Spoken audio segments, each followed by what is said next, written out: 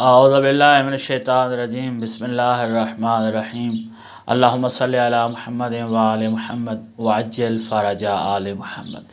27ویں ماہ رمضان کی شب آ گئی ہے، بہت ہی باعزت شب اور بافضیلت شب ہے۔ اگر ہم اس روایت کو دیکھیں جس میں رمضان المبارک کے آخری عشرے میں لیلۃ القدر کو چھپایا گیا ہے اور رکھا گیا ہے، تو اس حساب سے 25ویں، 27ویں اور 29ویں یہ راتیں بھی شب قدر میں شمار ہوتی ہیں، اور علماء خصوصاً بیان کرتے ہیں کہ وہ لوگ جو 19ویں، 21ویں اور 23ویں کے اعمال چھوڑ دیتے ہیں، کسی وجہ سے چھوٹ گئے، انسان کی صحت اس قابل نہیں تھی، بیماری میں وہ دن گزر گئے، یا مصروفیت ایسی تھی کہ نہیں عبادت کے لیے وہ اعمال انجام دے سکا جو شب قدر کو انجام دینے چاہیے تھے، تو اس کا متبادل وہ یہ راتیں کر لیں، 25ویں اور 27ویں خصوصاً 27ویں کی رات جو ہے پھر اس کے بعد اس کو فوکس کر لیں۔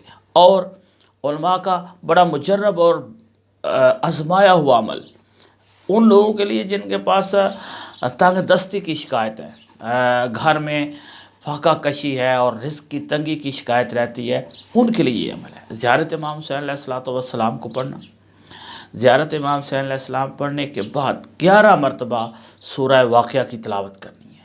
سورہ واقعہ کو 11 مرتبہ زیارت کے بعد پڑھنا ہے، اور اس میں ایک تو الگ آپ کو ثواب ملے گا، 1000 قرآن مجید کی تلاوت کرنے سے زیادہ ثواب ہے اس سورہ کو اگر آپ پڑھتے ہیں 11 مرتبہ سورہ واقعہ کو۔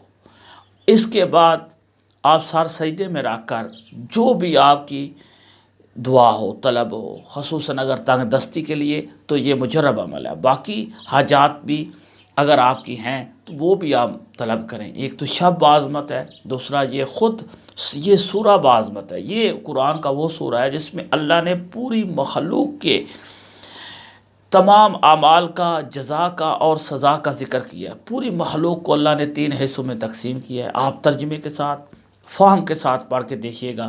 مقربین ایک گروہ بنایا ہے، اصحاب یمین دوسرا گروہ بنایا ہے، اصحاب شمال تیسرا گروہ بنایا ہے۔ یہ 3 گروہ بنائے ہیں، ان کے اعمال کی جزا بھی بیان کی گئی ہے سورہ میں اور سزا بھی بیان کی گئی ہے۔ پورا حساب و کتاب اگر کوئی غور سے دیکھے، اور پھر تخلیق سے لے کر پانی پینے تک کے انعامات کا ذکر کیا گیا ہے۔